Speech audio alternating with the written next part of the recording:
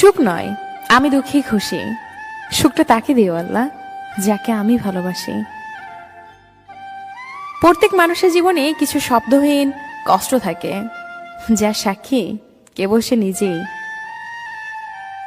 মন খারাপের থেকে শরীর খারাপ হলে নিজেকে বেশি দুর্বল মনে হয়। আপন মানুষের অভাব নেই, কিন্তু কষ্ট বোঝার মতো কেউ নেই।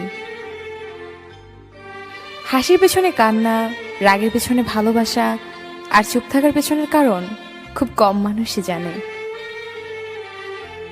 টাকাই এখনকার দিনে সবচেয়ে গুরুত্বপূর্ণ। টাকা থাকলে বন্ধুত্ব, ভালোবাসা, পরিবার সবাই তোমার পাশে থাকবে। শুনতে খারাপ লাগলেও এটাই বাস্তব। জীবন তো চলেছে ঠিকই, তবে ঠিক পথে নাকি ভুল পথে সেটাই বুঝতে পারছি না।